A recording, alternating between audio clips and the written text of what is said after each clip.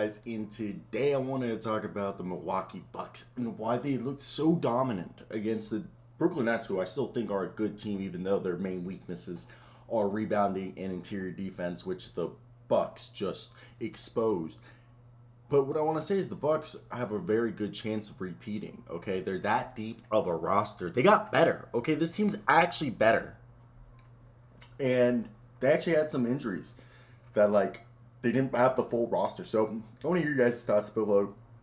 What did you guys think of the game?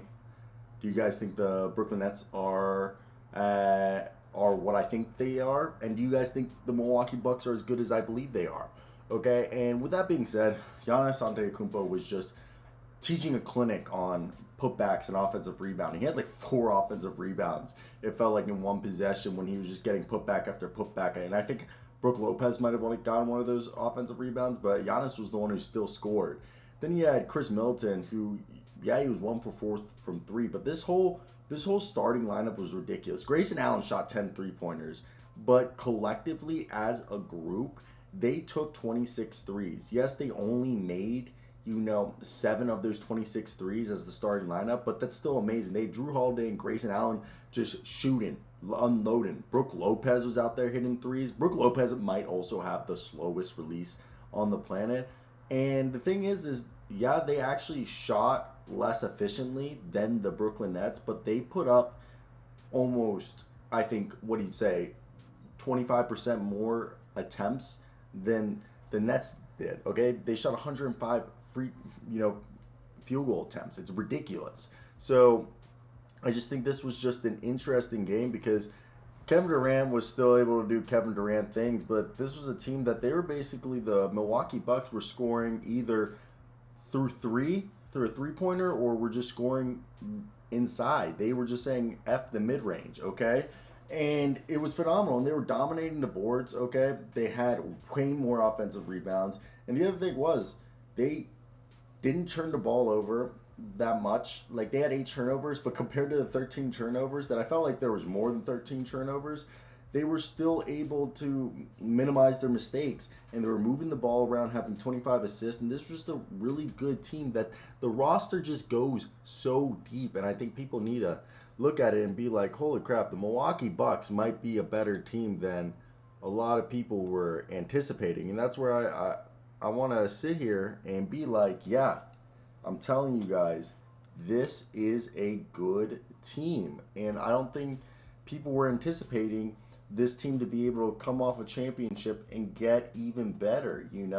And I truly do believe that this is a team that got better, okay? Like, way better. And I think they're going to be a threat.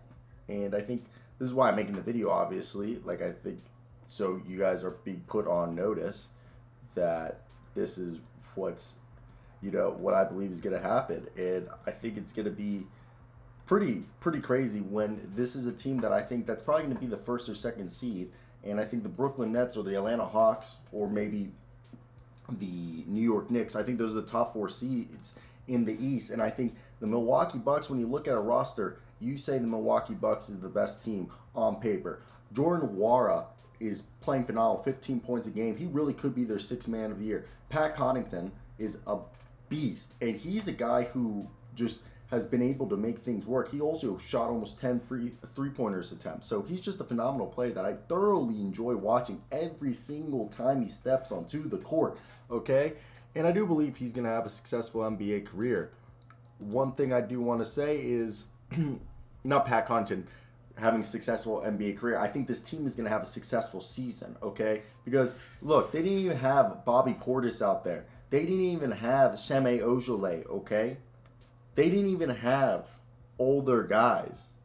So the thing that they came out here with their starting 5, but their bench was really just, they went out there with a 3-4-man bench with Giannis, Jordan Nwora, Pat Connaughton, and George Hill being the four guys off the bench in the 9-man rotation. And then by the time the game was a blowout, they put Georgios Kaliakis and Sandros and Jerome Robinson. But this is a team that has a lot of depth. They just flexed it on the first night against arguably one of the top 3 or 4 teams in the NBA.